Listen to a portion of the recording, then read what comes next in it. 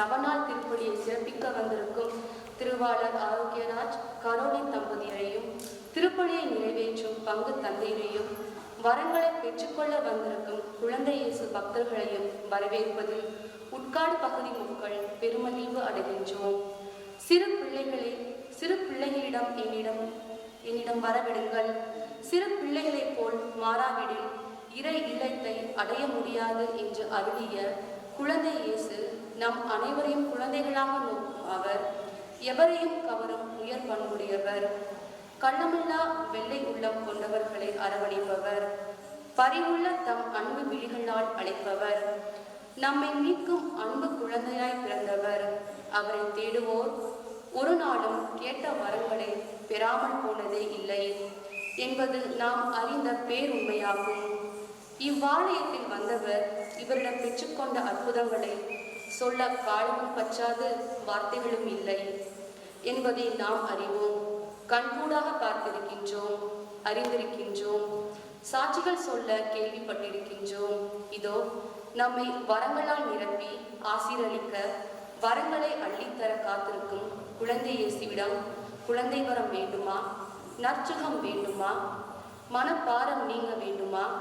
பிள்ளைகளின் திருமண தடை நீங்க வேண்டுமா? கடன் தொல்லை நீங்க வேண்டுமா? குடும்பத்தில் சமாதானம் வேண்டுமா? வெளியில் சொல்ல முடியாத ஏக்கமா? பிள்ளைகளின் ஆதரவு இல்லையே என்ற வேதனை நீங்க வேண்டுமா? பிள்ளைகளின் படிப்பு நல்லொழுக்கம் பற்றி வேதனை குறைய வேண்டுமா? வலிமேல் விழிவைத்து நமக்காக காத்திருக்கும் வரங்களை அள்ளித்தரும் நம் குழந்தை இயேசுவிடம் சரணடைவோம். இத்திருப்பலியில் இணைந்து முழுமையான வரங்களை பெற்று மகிழ்வோம். நன்றி உள்ளத்தோடு வாழ்வோம். நன்றி இயேசுவே, நன்றி. தந்தை, மகன், தூய ஆவியாரின் பெயராலே நம் ஆண்டவராகிய இயேசு கிறிஸ்துவின் அருளும் கடவுளின் அன்பும் தூய ஆவியாரின் நட்புறவும் உங்கள் அனைவரோடும் இருப்பதாக. அருளப்பர் தன்னுடைய முதல் திருமுகம் 5ஆம் அதிகாரம் 4ஆம் திருவசனம், உலகை வெல்வது நம் நம்பிக்கையே என்று குறிப்பிடுகிறார். நம்முடைய தனி மனித நம்பிக்கையானது பலம் வாய்ந்தது. எனவேதான் அருளப்பர் சொல்லுகிற வார்த்தை, அந்த நம்பிக்கை தான் உலகை வெல்லும் என்று குறிப்பிடுகிறார். இந்த உலகை வெல்கிற ஆற்றலுடைய நம்பிக்கை எத்தகையது, யார் மீது நாம் வைக்க வேண்டும் என்று சொல்லுகிற போது, இறை மகன் இயேசு என்று நம்புவோரை தவிர உலகை யாராலும் வெல்ல முடியாது என்று குறிப்பிடுகிறார். எனவே இந்த மனநிலை கொண்டவர்கள், இந்த எண்ணம் உடையவர்கள், அவர்கள் வாழ்விலே அவர்கள் மிக பெரிய வெற்றியை அடையக்கூடிய வாய்ப்பு இருப்பதை நற்செய்தி சுட்டி காண்பிக்கிறது. இதைதான் இன்றைய நற்செய்தியில, லூக்கா நற்செய்தி 5ஆம் அதிகாரத்தில் தொழு நோயால் பாதிக்கப்பட்டிருந்த ஒருவர் இயேசுவிடம் வருகிறார். நம்பிக்கையோடு அவர் இயேசுவை சந்திக்கிறார். தன்னுடைய பாதிப்பு நீங்க வேண்டும் என்று அவர் இயேசுவிடம் கேட்கிறார். உடனடியாக அந்த பாதிப்பிலிருந்து அவர் விடுபடுகிறார்.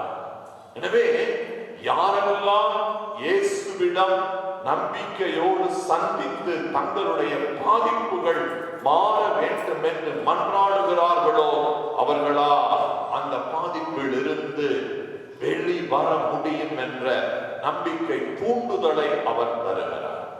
எனவே நாமும் நமது வாழ்விலே நமக்கு பாதுகாவலராக இருக்கக்கூடிய அற்புத குழந்தை இயேசுவிடம் அணுகி வந்து, நம்பிக்கையோடு அணுகி வந்து, அவரிடம் இருந்து நமது வாழ்க்கை பயணத்திற்கு தேவைப்படுகிற அனைத்தையும் பெறுவோம். அதிலும் சிறப்பாக நம்முடைய உடல் நல பாதிப்பில் இருந்து நாம் விடுபட வேண்டுவோம். எனவேதான் மத்தேயு நற்செய்தி 25ஆம் அதிகாரம் 36ஆம் திருவசனம், நோயிற்றிருந்தேன் என்னை கவனித்துக் கொண்டீர்கள் என்று மிக அழகாக குறிப்பிடும்.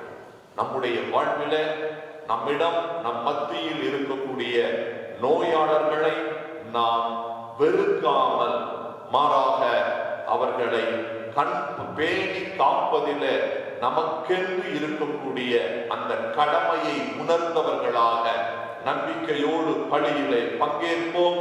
குற்றம் குறைகளுக்காக மனம் வருந்துவோம். முதல் வாசக முன்னுரை. இன்றைய முதல் வாசகத்தில் கடவுளாகிய ஆண்டவருக்கு கீழ்ப்படிந்தால் கிடைக்கும் ஆசிகள் பற்றி இணைச்சட்ட நூல் நமக்கு விளக்குகிறது. கடவுள் இஸ்ரேல் மக்கள் மீது பேரன்பு கொண்டு அவர்களுக்கு விடுதலை அளித்து தம் ஆசியை வழங்குகிறார். இதனால் அவர் தம் மக்களும் நினைவில் கொண்டு அவர் மீது அன்பு கூர்ந்து அவரை பணிந்தால் அவர்கள் வாழ்வு பெற்று அவர் தம் ஆசியை தொடர்ந்து பெறுவர் என்ற மனநிலையோடு இன்றைய முதல் வாசகத்திற்கு கவனமுடன் செவி கொடுப்போம். இணைச்சட்ட நூலிலிருந்து வாசகம். அதிகாரம் 28, 1 முதல் 8 உள்ள இறைவார்த்தைகள். உன் கடவுளாகிய ஆண்டவரின் குரலுக்கு செவி கொடு. நான் இன்று உனக்கு விதிக்கும் அவருடைய கட்டளைகள் அனைத்தையும் கடைபிடிப்பதில் கருத்தாயிரு. அப்போது உலகில் உள்ள மக்களினங்கள் அனைத்திற்கும் மேலாக உன் கடவுளாகிய ஆண்டவர் உன்னை உயர்த்துவார். உன் கடவுளாகிய ஆண்டவரின் குரலுக்கு செவி கொடுத்தால் இந்த ஆசிகள் எல்லாம் உன்மேல் வந்து உன்னில் நிலைக்கும். நீ நகரிலும் ஆசி பெற்றிடுவாய், வயல்வெளியிலும் ஆசி பெற்றிடுவாய். உன் கருவின் கனியும் உன் நிலத்தின் பயனும் உன் கால்நடைகளின் ஈற்றுகளும் உன் மாடுகளின் கன்றுகளும் உன் ஆடுகளின் குட்டிகளும் ஆசி பெற்றிடும். உன் கூடையும் உன் மாவு பிசையும் தொட்டியும் ஆசி பெற்றிடும். நீ வருகையிலும் செல்கையிலும் ஆசி பெற்றிடுவாய். உனக்கு எதிராக எழும் உன் பகைவர்கள் உனக்கு முன் முறியடிக்கப்படும்படி ஆண்டவர் அவர்களை உன்னிடம் ஒப்படைப்பார். அவர்கள் ஒரு வழியாய் உனக்கு எதிராக வருவர், ஆனால் 7 வழியாய் உன் கண்களுக்கு முன்னே ஓடிப்போவர். உன் களஞ்சியங்களிலும் நீ மேற்கொள்ளும் செயல்கள் அனைத்திலும் நீ ஆசி பெறும்படி ஆண்டவர் ஆணையிடுவார். உன் கடவுளாகிய ஆண்டவர் உனக்கு கொடுக்கவிருக்கும் நாட்டில் நீ ஆசி பெற்றிடுவாய். இது ஆண்டவர் வழங்கும் அருள்வாக்கு. இறைவனுக்கு நன்றி. இரண்டாம் வாசக முன்னுரை. கடவுள் தம் மக்களை எல்லா நலன்களாலும் நிரப்பவல்லவர். நமக்கு தேவையான அனைத்தையும் தரவல்லவர். விதைப்பவருக்கு விதையையும் உண்பதற்கு உணவையும் வழங்குபவர். அவரது சொல்லன்னா கொடைகளுக்கு நாம் நன்றி செலுத்த வேண்டும் என்று புனித பவுல் கொரிந்தியருக்கு விளக்கும் இரண்டாம் வாசகத்திற்கு நமது செவிகளை திருப்புவோம். இரண்டாம் வாசகம். கொரிந்தியருக்கு எழுதிய 2ஆம் திருமுகத்திலிருந்து வாசகம். அதிகாரம் 9, இறை திருவசனங்கள் 8 முதல் 15 வரை. கடவுள் உங்களை எல்லா நலன்களாலும் நிரப்ப வல்லவர். எந்த சூழ்நிலையிலும் எப்போதும் தேவையானதெல்லாம் உங்களுக்கு தருவார். அனைத்து நற்செயல்களையும் செய்வதற்கு தேவையானதெல்லாம் உங்களுக்கு மிகுதியாகவே தருவார். ஒருவர் ஏழைகளுக்கு வாரி வாரி வழங்கும் போது அவரது நீதி என்றென்றும் நிலைத்திருக்கும் என்று மறைநூலில் எழுதியுள்ளது அல்லவா? விதைப்பவருக்கு விதையையும் உண்பதற்கு உணவையும் வழங்குபவர் விதைப்பதற்கு வேண்டிய விதைகளை வழங்கி அவை முளைத்து வளரச் செய்து அறச்செயல்களாகிய விளைச்சலை மிகுதியாக தருவார். நீங்கள் எல்லா வகையிலும் செல்வர்களாகி வல்லமை மிகுந்தவர்களாய் விளங்குவீர்கள். இவ்வாறு எங்கள் பணி வழியாய் பலர் கடவுளுக்கு நன்றி செலுத்துவர். நீங்கள் திருத்தொண்டராக ஏற்றுக்கொண்ட இப்பணி இறை மக்களின் தேவையை நிறைவு செய்வது மட்டுமின்றி பலர் கடவுளுக்கு செலுத்தும் நன்றியின் நிறைவாக அமையும். இவ்வாறு நீங்கள் ஏற்று அறிக்கையிடும் கிறிஸ்துவின் நற்செய்திக்கு நீங்கள் காட்டும் கீழ்ப்படிதல் புலப்படும். அவர்கள் எல்லாம் மற்ற எல்லாருக்கும் நீங்கள் செய்த உங்கள் பொருள் உதவியால் உங்கள் வல்லமை வெளிப்படும். இவ்வாறு அவர்கள் இந்த அறப்பணியின் விளைவாக கடவுளை போற்றி புகழ்வார்கள். கடவுள் உங்கள் மீது அளவற்ற அருள் பொழிந்துள்ளதால் அவர்கள் உங்களோடு நெருங்கிய ஈடுபாடு கொண்டு உங்களுக்காக இறைவனிடம் வேண்டுவர். கடவுளின் சொல்லன்னா கொடைக்காக அவருக்கே நன்றி உரித்தாக்குவர். இது ஆண்டவரின் அருள்வாக்கு. இறைவனுக்கு நன்றி.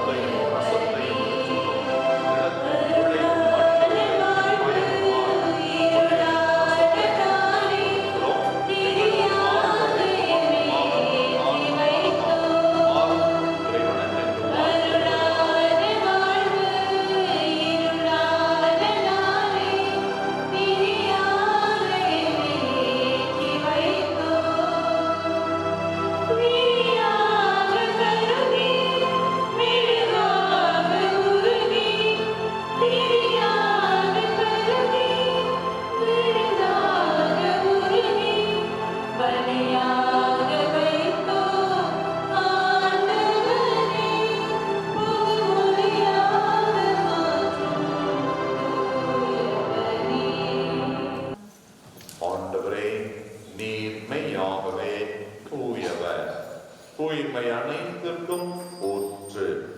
ஆகவே உம்முடைய ஆவியை பொழிந்து இக்காணிக்கைகளை தூய்மைப்படுத்த உம்மை வேண்டுகிறோம். இவ்வாறு எங்கள் ஆண்டவர் இயேசு கிறிஸ்துவின் உடலும் இரத்தமுமா எங்களுக்கு இவை மாறுவனவா. இயேசு பாடுபட உளம் கனிந்து தம்மை கையளித்தவா. அப்பத்தை எடுத்து நன்றி செலுத்தி அதை பெற்று தம் சீடர்களுக்கு கொடுத்து கூறியதா, அனைவரும் இதிலிருந்து பெற்று உண்ணுங்கள், ஏனெனில் இது உங்களுக்காக கையளிக்கப்படும் என் உடல்.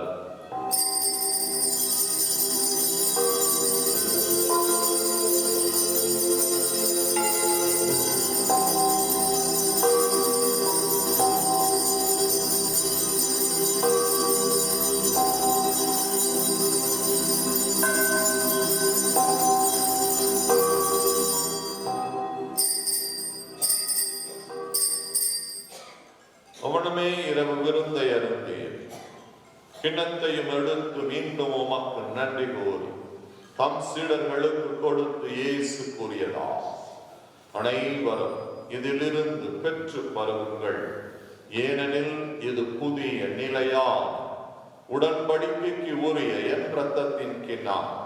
இது பாவ மன்னிப்புக்கென்று உங்களுக்காகவும் பலருக்காகவும் சிந்தப்படும். இதை என் நினைவாக செய்யுங்கள்.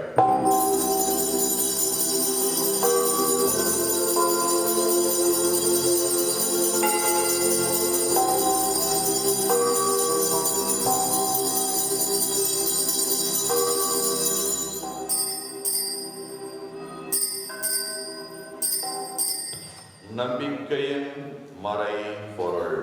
ஆண்டவரே, நீர் ஆகவே ஆண்டவரை நாங்கள் கிறிஸ்துவின் இறப்பினையும் உயிர்ப்பினையும் நினைவு கூறும் வாழ்வு தரும் அப்பத்தையும் மீன்பளிக்கும் கிண்ணத்தையும் உமக்கு ஒப்புக் கொடுக்கிறோம். உம் திருமுன்னின் ஊழியம் புரிய தகுந்தவர்கள் என எங்களை ஏற்றுக்கொண்டீர், எனவே உமக்கு நன்றி செலுத்துகிறோம். மேலும் கிறிஸ்துவின் உடலிலும் இரத்தத்திலும் பங்கு கொள்ளும் எங்களை தூய ஆவியானவர் ஒன்று சேர்க்க வேண்டும் என உம்மை தாழ்மையுடன் மன்றாடும்.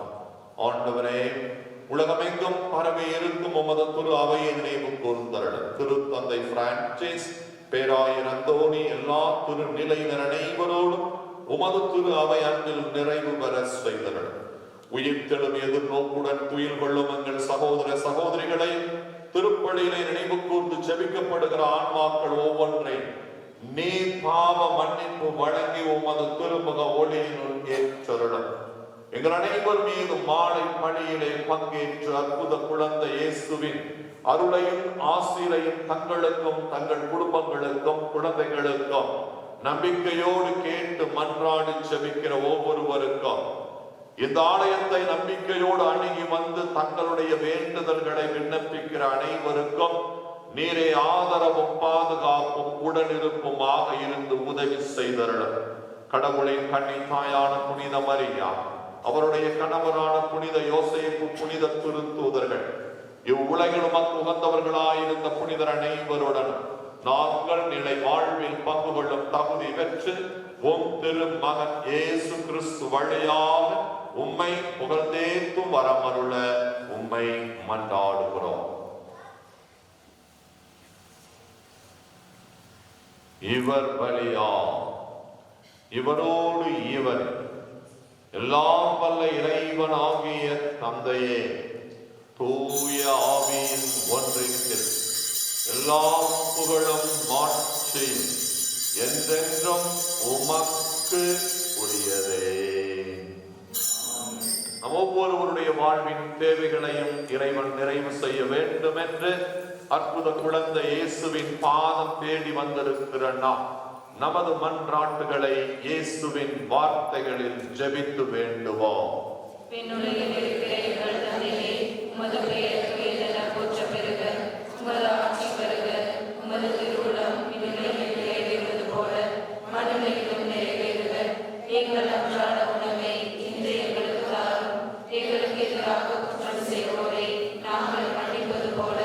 எங்கள் குற்றங்களை மன்னியும், எங்களை சோதனை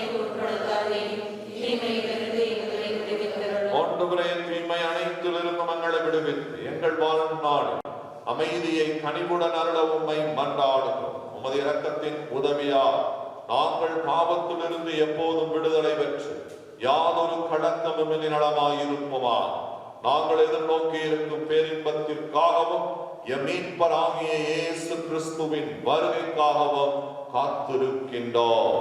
ஏனெனில் ஆட்சியும் வல்லமையும் மாட்சியும் என்றென்றும் உமதே. ஆண்டவரே இயேசு கிறிஸ்துவே, அமைதியை உங்களுக்கு விட்டுச் செல்கிறேன், என் அமைதியையே உங்களுக்கு அளிக்கிறேன் என்று மது திருத்தூதர்களுக்கு மொழிந்தீரே.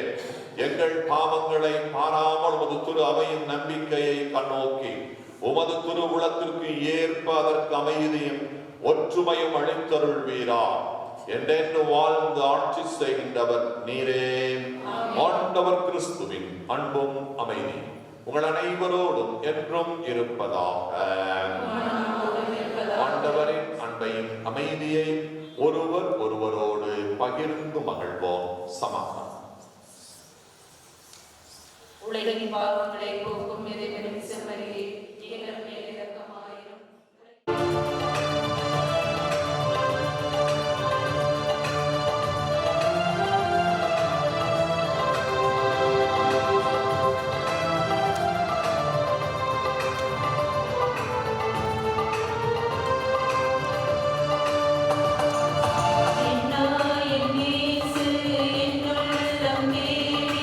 வருகின்ற நேரமிது, என்னா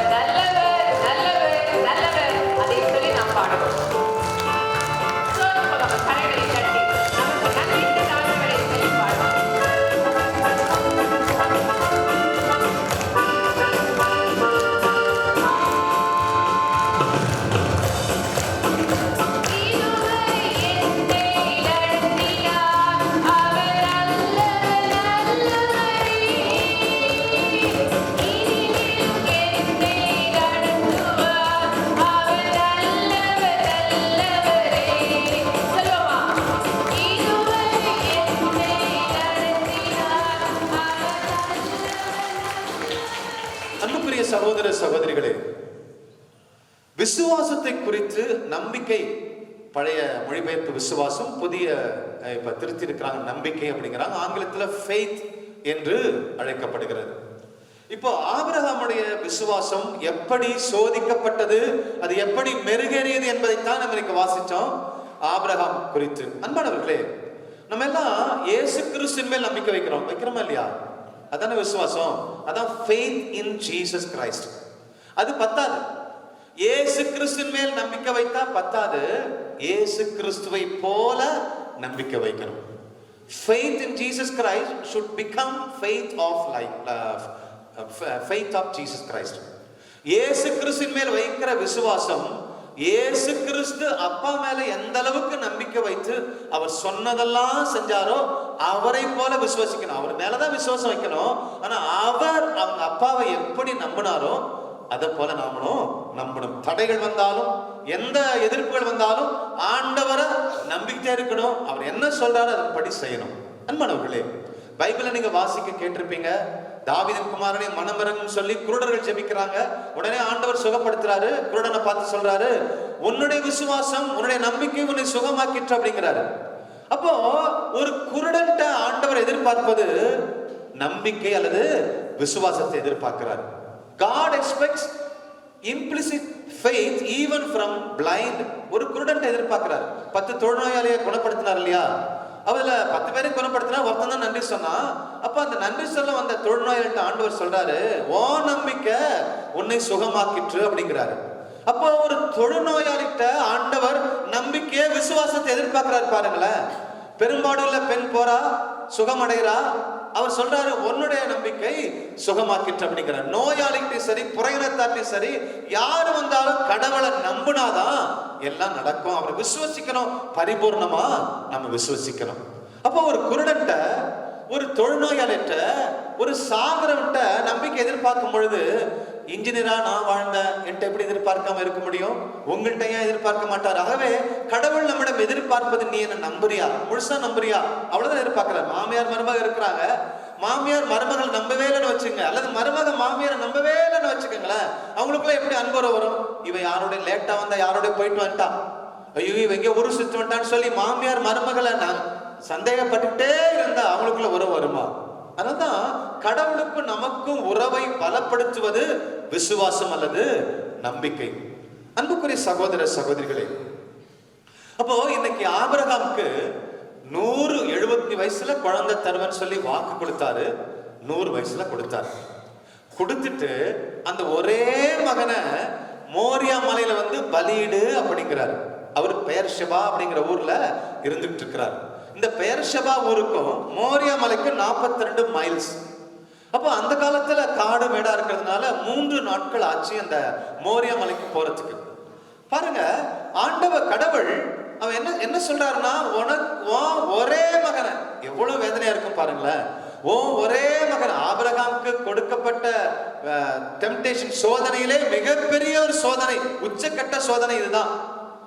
நம்ம எல்லாம் நினைக்கிறோம், பிள்ளைய கேட்கிறாரு, பொருளை கேட்கிறாரு, யோபுவ ஏழையாக்குனாரு, இப்படி கடவுள் பிள்ளைய கேட்கிறவர் அல்லவே அல்ல. நம்ம தவறா நம்ம புரிஞ்சுக்கிறோம்.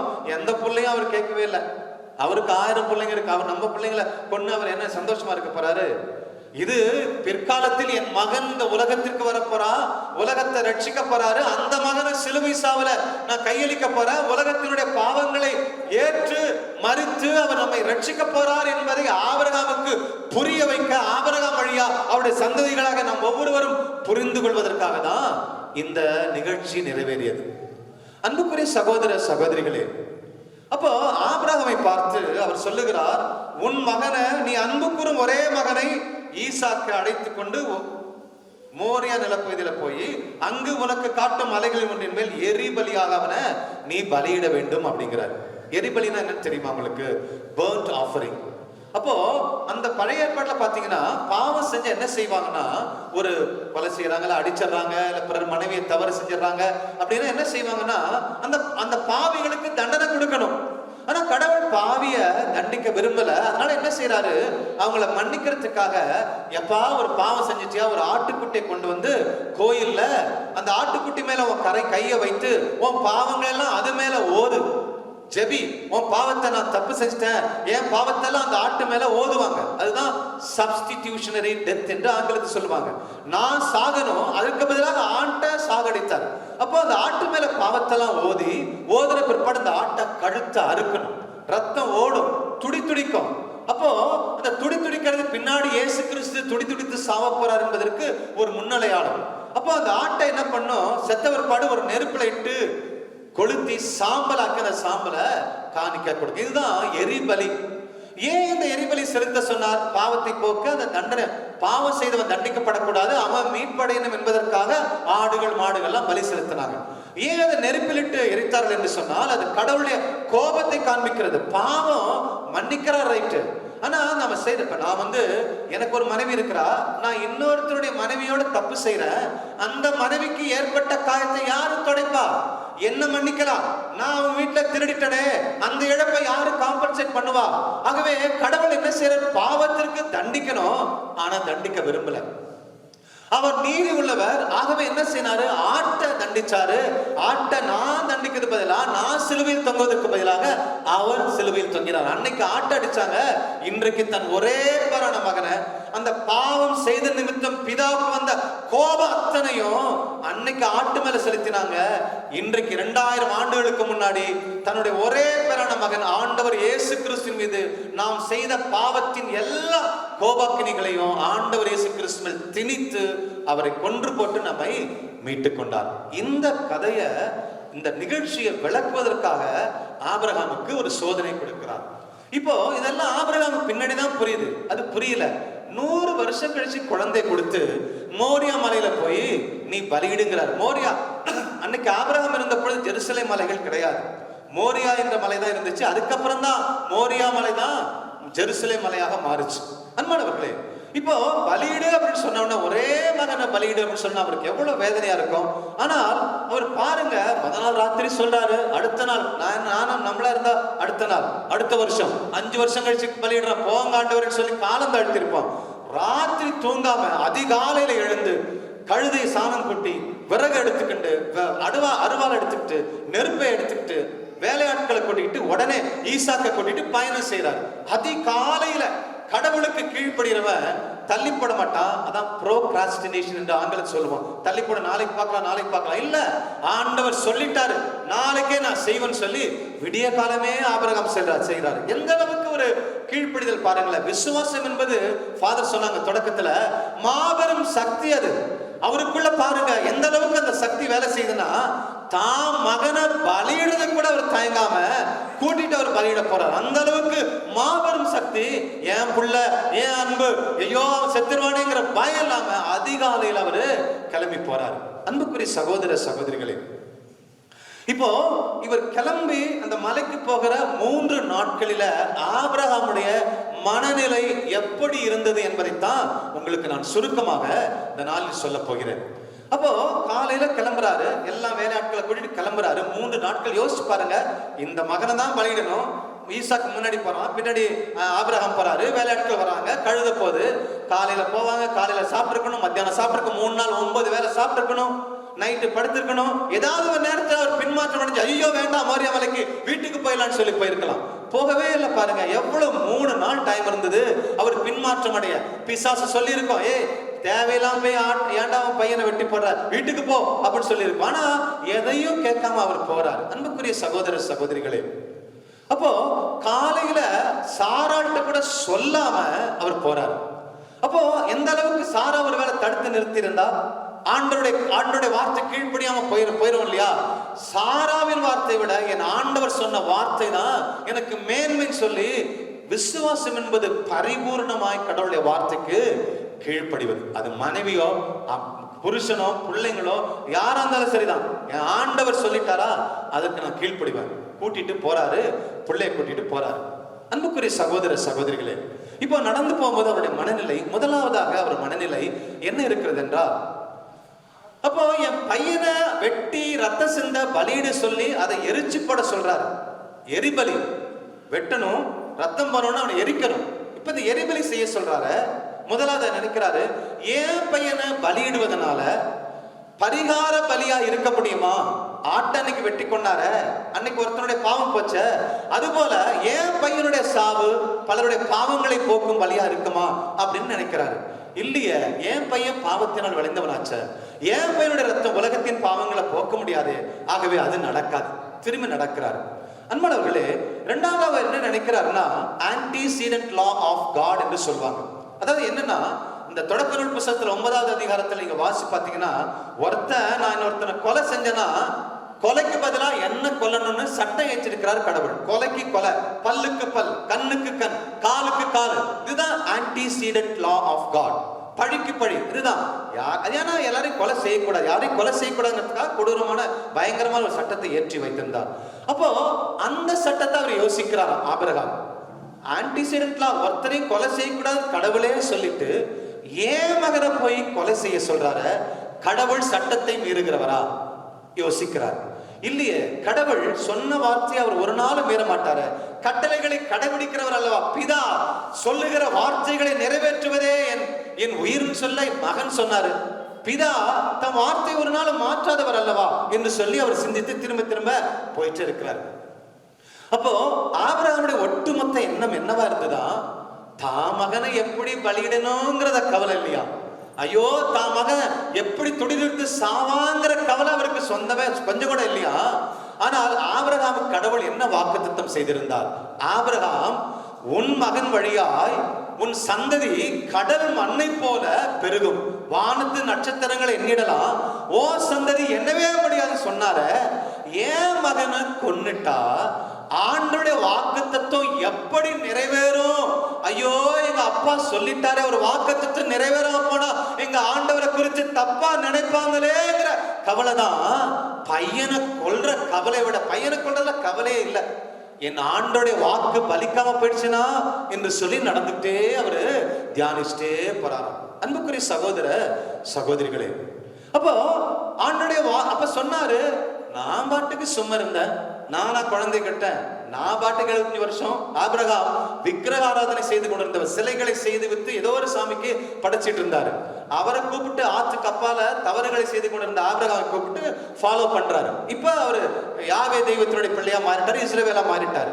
அப்போ நான் சும்மா இருந்த, குழந்தையே இல்லாம இருந்த, என்ன கூப்பிட்டு உனக்கு நான் குழந்தை கொடுப்பேன், வழியா 1000 சந்ததிகள், கோடிக்கணக்கான சந்ததிகள் பெருகும் என்று சொல்லி வானத்து நட்சத்திரங்களை இடலாம், ஓ சந்ததி பெருக மாட்டேன் இவரு பாட்டுக்கு சொல்லிவிட்டு குழந்தையை கொடுத்துட்டு இன்னைக்கு கொல்ல சொல்றாரு. எப்படி சந்ததி பெருகும்? அதான் அவருடைய மிகப்பெரிய கவலை. அப்ப நடந்து போக மத்தியான சாப்பாடு, சாயந்தர சாப்பாடு, இதெல்லாம் பண்ணிட்டே இருக்கிறாங்க.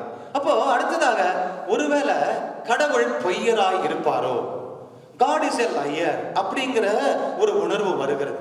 அப்ப அன்னைக்கு சும்மா சொன்னாரோ, பொய் சொன்னாரோ என்று சொல்லி அவர் யோசிக்கிறார். அன்புக்குரிய சகோதர சகோதரிகளே, அப்ப அவர் சொல்றாரு, கடவுள் என்னைக்கு பொய் சொன்னாரு? அவர் வாயில பரிசுத்தத்தை தவிர ஒரு தீமை இருந்ததே இல்லையா?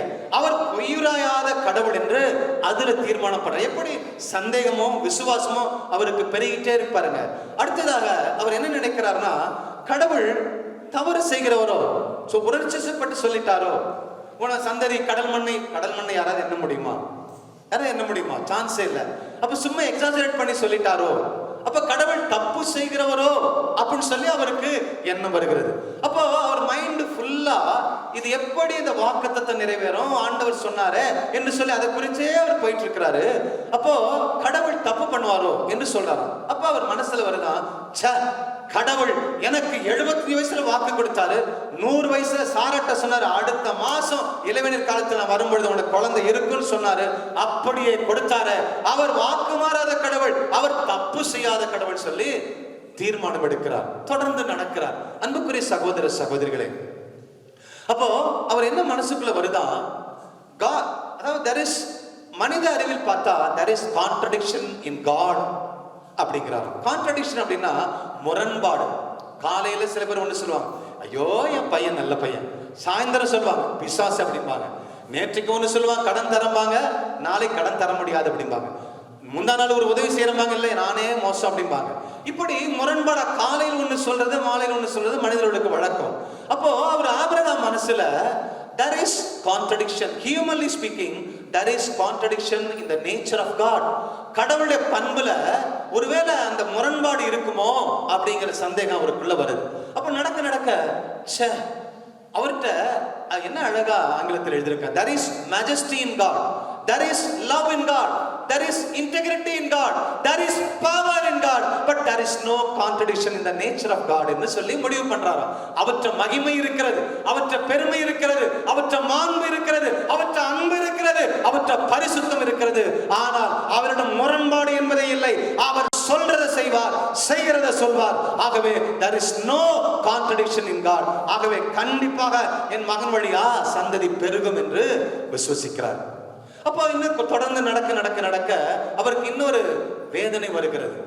என் மகனை கொன்னு போட்டா என்ன நடக்கும்? ஒருவேளை குழந்தை வரலனா, அவன் சந்ததி பெருகலனா என் கடவுளை பத்தி என்ன நினைப்பாங்க? அன்பானவர்களே, ஆபிரகாம் அழைத்து 70 வயசுல வராரு. இந்த 100 வயசுக்குள்ளார 25 ஆண்டுகள் அவருக்கு நண்பர்கள், பெருக்கம், பள்ளி பெருகின அந்த வேலையாட்கள் ஏராளம். அது எத்தனையோ பேர் இருக்கிறாங்க, ஆயிரக்கணக்கில் இருக்கிறாங்க. அவங்க எல்லாம் டென்ட்டா அடிச்சு, ஆபிரகாம் ஒரு கொட்டா, எல்லாம் டென்ட்டா கொட்டாய் கொட்டாயா வாழ்ந்தார்கள். கொட்டாய்கள் இருக்கிறவங்களை என்ன செய்வாங்கன்னா, ஆபிரகாம் பேர் எல்லாரும் எகிப்தியர்கள், அவரோட இருந்த நிறைய ஜாதி மக்கள் இருந்தாங்க. அவங்கள என்ன சொல்லுவாங்களா, ஆபிரகாம் பேர் என்ன? அநேக ஜாதிகள் தாப்ப, அவருக்கு எத்தனை குழந்தை? ஒரு குழந்தை இல்ல. இப்படிதான் எல்லாரும் நக்கல் பண்ணாங்க ஆபிரகாமை. அப்போ ஒரு வேளை குழந்தை கொடுத்துட்டு அதை கொலை செய்ய சொல்றாரு. ஏன் கடவுளை பற்றி இந்த புறையினத்து மக்கள்லாம் கேவலமா நினைப்பாங்களே, ஏன் கடவுளுக்கு அவமானமாச்சே அப்படிங்கிற வேதனை தான் அவருக்கு வந்துட்டே இருக்குதான். அப்ப தொடர்ந்து நடக்கிறார். அன்புக்குரிய சகோதர சகோதரிகளே, அப்போ கடைசியா அவர் ஒரு தீர்மானத்துக்கு வராரு. எல்லாம் நடக்கிறதெல்லாம் பார்த்து ஆபிரகாம் ஒரு தீர்மானத்துக்கு வருகிறார். என்ன தீர்மானம்? Finally I come to a conclusion, God is going to resurrect my son from the death அப்படிங்கிற ஒரு முடிவுக்கு வராரு. என் பையனை நான் வெட்டி பலியிட போறேன், சாம்பலா ஆக்க போறேன். அந்த சாம்பலிலிருந்து மரித்த என் மகனை உயிர்த்தெழ செய்து அதற்கு பிற்பாடு கல்யாணம் பண்ணி அவன் வழியா சந்ததி பெருக போகிறது என்று ஆபிரகாம் ஒரு முடிவுக்கு வராரு. எப்படி முடிவுக்கு வராருன்னா, அவர் தியானிக்கிறார் பாருங்க. Resurrection is compatible to God's nature. கடவுளுடைய பண்புக்கு உயிர்த்தெழ செய்வது சாதாரண விஷயம். அவர் ஏற்றுக்கொள்ளக்கூடிய கடவுளுடைய பண்பு என்ன? உலகத்தை படைத்தார், ஒண்ணுமில்லாதிலிருந்து உலகத்தை படைத்தார். ஒளி உண்டாகுக என்றார், ஒளி உண்டாச்சு. நீர்த்திரள் உண்டாகு என்றார், கடல் உண்டாச்சு. அப்போ கடவுள் சர்வ வல்லமையுள்ள கடவுள். அவருக்குள்ள என்னன்னா, அவருடைய பண்புக்குள்ள இதுவரைக்கும் அவர் மரித்தவர்களை உயிர்த்தெழுத செய்து ஆபிரகாம் பார்த்ததே இல்லை. ஆனாலும் there is no logic, there is no mathematical certainty. ஆனாலும் அவர் விசுவசிக்கிறாரு, என் பிள்ளைய உயிர்த்தெழ செய்வார் அப்படின்னு சொல்லி விசுவசிக்கிறார். அப்பதான் இந்த மலைக்கு ஏறும் பொழுது வேளாட்கள்லாம் நீங்க தங்க வச்சு இங்க இருங்கப்பா. அப்போ அவர் என்ன சொல்றாரா, only one thing is possible, Isaac will be resurrected. அப்போ கடவுள்கிட்ட அண்ட சராசரம் படைத்த கடவுள், இது அவருக்கு ஒரு சாதாரண விஷயம், செத்தவனை உயிர்த்தெழ செய்வது. இந்த முடிவுக்கு வந்துட்டார். இப்போ அந்த மகனை முன்னாடி கூட்டிட்டு போய் நேரா மலைக்கு மேல ஏறப்போகிறார். அப்போ அந்த வேலையாட்கள்லாம் அங்க விட்டுட்டு, நீங்க இங்கே இருங்கப்பா, நானும் என் மகனும் வழிபாடு செய்தவன் திரும்பி வருவோம் அப்படிங்கிறார். எப்படி வர முடியும்? ஈசாக்க வெட்டி சாம்பலாக்கிட்டு இவர் எப்படி வர முடியும்? ஆனா திரும்பி வருவோங்கிறார். விசுவாசம் பாருங்க, நம்பிக்கை. நாமள என்ன செய்யறோம்? கிழிஞ்சது, உருப்படாது. இவனா படிக்க போறான், நானா உயிரோட வாழ போறேன், நான் நாளைக்கு செத்துருவேன், அடுத்த வருஷம் செத்துருவேன், இப்படிதான் சொல்லுவோம் நம்மளுடைய விசுவாசம், நம்பிக்கை. ஆனால் ஆபிரகாம் என்ன சொன்னாரு? நான் வெட்டுவேன், என் பையனை வெட்டுவேன், சாம்பலாக்குவேன், ஆனா திரும்பி வருவோம். இதுதாங்க விசுவாசம். விசுவாசம் என்பது மாபெரும் புரட்சி, அது மிகப்பெரிய வல்லமைங்க. அப்போ சொல்றாரு, நானும் என் பையனும் வழிபாடு, என் பையனை போய் வெட்டிட்டு என் பையனை போய் பலியிட்டு சாம்பலாக்கின்னு 2 பேரும் திரும்பி வருவோம் அப்படிங்கிறாரு. அப்போ எந்த அளவுக்கு ஆபிரகாம் இந்த அளவுக்கு அவருக்கு விசுவாசம் பெருகிட்டு பாருங்க. எந்த அளவுக்கு கடவுளுடைய வார்த்தை, என் சந்ததி பெருகும், அவன் உயிரோட இருந்துதான் ஆகணும். அப்ப சாவ போறான், செத்தா உயிரோட கொண்டு வர போறாரு. அவ்வளவுதான் அவருடைய லாஜிக். அப்போ அவர் போறாரு. அப்போ அங்க போய் மலைக்கு போறாங்க. இப்ப பாருங்க, நம்ம எல்லாம் நினைக்கிறோம்னா ஈசாக்கு 10 வயசு 5 வயசு விரல் சூப்பிட்டு இருப்பான் அப்படின்னு நினைச்சிட்டு இருக்கோம். 75 வயசுல ஆண்டவர் வாக்குத்தத்தம் கொடுத்தார், 100 வயசுல குழந்தை கொடுத்தார். இப்போ ஆபிரகாம் மலைக்கு பலியிட சொன்னது 125வது வயசு. இப்போ அந்த ஈசாக்குக்கு 25 வயசு இருக்கணும். சிலர் சொல்றாங்க 30 வயசு இருக்கலாம் என்று சொல்லி, விபிலிய ஆராய்ச்சியாளர்கள் 25 வைத்துக் கொள்வோம். அப்போ அந்த 25 வயசு உள்ள அந்த ஈசாக்க 125 வயசு கிழவன் கட்டி போட முடியுமா? யோசிச்சு பார்த்திருக்கீங்களா? என்னைக்காவது கிழவன் தளத்தட்டு தள்ளாடிட்டு இருக்க கிழவன் ஒரு வாலிபனை கட்ட முடியுமா? கட்டவே முடியாது. அப்போ ஈசாக்கு ஆபிரகாமை போல கீழ்ப்படிதல் உள்ளவனா வாழ்ந்தான். அப்போ இந்த மலை ஏறும் பொழுது அவன் ஈசா கேட்கிறான், அப்பா, ரொம்ப மோசமான ஒரு கேள்வி, அப்பா விறகு இருக்கு, நெருப்பு இருக்கு, அருவா வச்சிருக்கீங்க, ஆனா பலியிடக்கூடிய ஆட்டுக்குட்டி எங்க? Where is the lamp of sacrifice அப்படின்னு கேட்கிறாங்க. அப்பா அப்பான்னு 2 முறை கேட்கும்போது எவ்வளவு வேதனையா இருந்திருக்கும். பாருங்க, சைலண்டா போறாரு, எல்லாம் கடவுள் பார்த்துக்குவாரியா அப்படிங்கிறாரு. அப்ப அது கடவுள் பார்த்துக்குவார் அப்படின்னு சொல்லிட்டாரு ஆபிரகாம். அப்போ அந்த மலை ஏறுவதற்கு 1 நாள் ஆச்சு. அப்ப அந்த 1 நாள்ல ஆபிரகாம் ஈசாக்கு ஓடிடக்கூடாது, தன்னை அடிச்சுட்டு உடைச்சிட்டு போயிடக்கூடாது, தன்னை வெட்டிட்டு ஓடிடக்கூடாது. அப்ப ஈசாக்க கன்வின்ஸ் பண்ணணும். அப்போ ஆபிரகாம் ஈசாக்கு பிரசங்கம் பண்ணியிருக்கிறார். என்ன பண்ணிருக்கிறாரு? கடவுள் உன்னை பலியிட சொல்லியிருக்கிறார். 70 வருஷம் குழந்தை இல்லாத எனக்கு வாக்கு பண்ணி 100 வயசுல கொடுத்தாரு. ஓவழியா அந்த உலகத்துல சந்ததி பெருகும், கடல் மண்ணை எண்ணிடலாம், நம்முடைய சந்ததி எண்ண முடியாது, அந்த அளவுக்கு சந்ததி பெருகுப்பான்னு சொல்லி ஈசாக்குக்கு விசுவாசத்தை குறித்து, கடவுளை குறித்த, அவருடைய பண்புகளை குறித்த, அவர் முரண்பாடு அற்றவர், பொய்யுரையாத தேவன், அவர் நம்பிக்கைக்குரிய கடவுள் என்று சொல்லி ஈசாக்கிடம் தன்னை பற்றி எல்லாவற்றையும் சொல்லி அவரை மேல கொண்டு போறாரு. அதனாலதான் ஈசாக்கு போய் படுத்தாரு. ஆனால் கட்டுறாரு, மீறிடக்கூடாது இல்லையா? கட்டுவது என்பது ஆண்டவருடைய தீர்மானத்தை, ஆண்டவர் சொன்னதை நிறைவேற்றுகிற, நான் தீர்மானிச்சிட்டேன் அப்படிங்கிற முடிவை தான் வெளிப்படுத்த தவிர அவன் தப்பிச்சிருவாங்கிறதுக்காக செய்யவில்லை. ஒருவேளை தவறு நடக்கலாம், நடந்துடக்கூடாது என்பதற்காக தான் கட்டினார் தவிர முரண்பாடு செய்தான் ஈசாக் என்பதற்காக அவர் கட்டவில்லை. அன்புக்குரிய சகோதர சகோதரிகளே, அப்பாவும் பையனும் முற்றிலுமாக ஏற்றுக்கொண்டு தன்னை அர்ப்பணித்தார்கள், ஆபிரகாம் ஒரு மகனும். இதேதான் கல்வாரி சிலுவையில பிதாவாகிய தேவன் அன்னை மரியாளின் வயிற்றில உருவாக்கி 33 வருஷம் தலன்னு வளர்த்துட்டு, ஏதோ அன்னை மரியாள் போட்டு அடிச்சு போ சிலுவையில சாவன்னு சொல்லி அன்னை மரியாள் சொல்லல. பிதாவாகிய தேவன் இயேசு கிறிஸ்து அந்த கெத்செமனி தடத்துல குனிஞ்சு ஜெபிட்டு இருக்கும் போது ஓங்கி கோடாரியில வெட்டி இயேசு கிறிஸ்துக்கு தெரியாம அவர் சிலுவையில பலியிடவில்லை. இயேசு கிறிஸ்துவுக்கு எல்லாவற்றையும் சொல்லி உலகத்தின் பாவங்களை சுமந்து கொள்ள போற, எவ்வளவு பெரிய பாரம், எவ்வளவு பெரிய கவலை, எவ்வளவு பெரிய கஷ்டம், எவ்வளவு பெரிய பாடுகள், துன்பத்தை அனுபவிக்க போறங்கிறத தன் மகனுக்கு அத்தனையும் பிதாவாகிய தேவன் சொல்லி சொல்லி அந்த பாவத்தினுடைய வல்லமையை சொல்லி, அந்த பாவத்தை விட நம்முடைய அன்பு எவ்வளவு பெரிய வல்லமை என்று சொல்லி, அந்த பாடுகள் எவ்வளவு கொடூரமான பாடுகள் என்பதை ஆண்டவர் இயேசு கிறிஸ்துவுக்கு தன் மகனுக்கு விளக்கமா சொல்லி அவர் தானே முன் வந்து ஒப்பு கொடுக்கும்படி தன் மகனுக்கு அப்படி சொல்லி கொடுத்தாராம் பிதா. கரங்களை தட்டி நம் ஆண்டவருக்கு நன்றி சொல்லணும். இப்படி அன்பு கூறுவர் தாங்க பிதா. ஓ மகனில நிறுத்தப்பா, ஓ மகன் தேவையில்லை. இந்த உலகத்திற்கு பாவங்களை போக்குகிற செம்மறி ஆட்டுக்குட்டி, அன்னைக்கு ஆட்டுக்குட்டியை வெட்டணும், இன்னைக்கு ஈசாக்க நான் கேட்கல. இதே மலையில ஜெருசலேமில் ஒரு நாள் என் மகன் பலியிடப்பட போகிறான், அந்த இயேசு கிறிஸ்துவின் ரத்தத்தினால்தான் உலகம் மீட்கப்பட போகிறது என்பதை ஆபிரகாமுக்கு சொல்லவே, ஆபிரகாம் வழியாவுடைய சந்ததிக்கு சொல்லவே ஆண்டவர் இயேசு கிறிஸ்து கடவுள் இதை ஏற்பாடு செய்தார், அந்த நிகழ்ச்சி ஏற்பாடு செய்தார். அங்கேதான் அந்த மலைக்கு போய் அங்க ஒரு ஆட்டுக்குட்டி இருக்கு, அதை பலியிட்டாரு ஆபிரகாம். அப்போ ஆபிரகாம் தான் ஒரே மகன் மேல அன்பு வச்சுக்கிறத காட்டிலும் கடவுள் மேல பயங்கர அன்பு வெறி, அதான் விசுவாசம். அதை பார்த்துட்டு ஆண்டவர் சொன்னாரு விசுவாசத்தின் தந்தையா, அதனால்தான் விவிலியம் விசுவாசத்தின் தந்தை என்று ஆபிரகாம் அழைக்கிறது. அந்த மலைக்கு அவர் சொன்னாரு யாவே ஈரே, கடவுள் எல்லாவற்றையும் பார்த்து கொள்கிறவர் என்று அந்த மலைக்கு யாவே ஈரே என்று ஆபிரகாம் பெயர் வைத்தார். யாவே ஈரே என்று சொன்னால் மலையில எல்லாத்தையும் ஆண்டவர் பார்த்துப்பார். அன்னைக்கு அந்த மலை, இன்னைக்கு பாத்தீங்கன்னா எரிகோ, அது கல்கத்தா மலையில ஜெருசலேம்ல ஆண்டவர் இயேசு கிறிஸ்து அங்கே பலியிடப்பட்டார். அப்போ இந்த மோரியா மலைங்கிறது என்ன அப்படின்னா, நம்முடைய எண்ணமும் கடவுளுடைய எண்ணமும் ஒன்று சேருவதை தான் குறிக்கிறது மோரியா மலை. நம்ம நினைக்கிறோம் என் பிள்ளைக்கு திருமணம் நடக்கல, மாப்பிள்ளை சரியா வரல, படிக்கல, நீங்க மோரியா மலைக்கு போகவே இல்லை. நோய் நீங்கள, நீங்க மோரியா மலைக்கு போகல. மோரியா மலை என்பது என்ன தெரியுங்களா? கடவுளுடைய சித்தம், பிதாவாகிய தேவனுடைய சித்தமும் ஆபிரகாம் சித்தமும் ஒன்று சேர்ந்த இடம். My will and God's will, they are coinciding, they are accepting each other.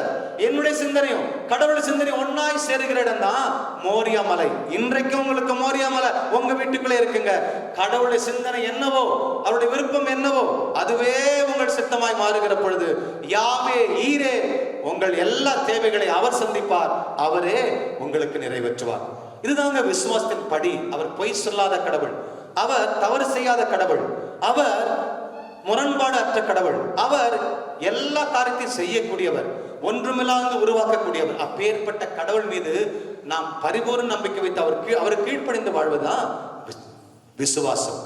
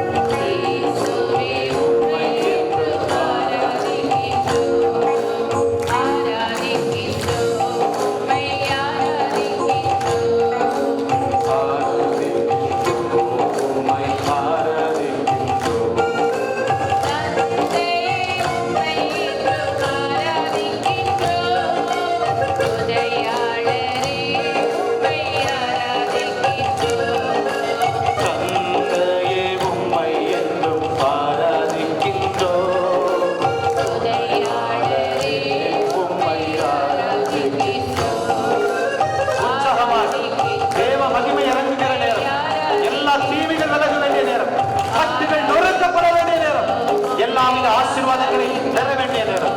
உற்சாகமாய் ஆராதிப்போம், நம்பிக்கையோட ஆராதிக்கிறோம்.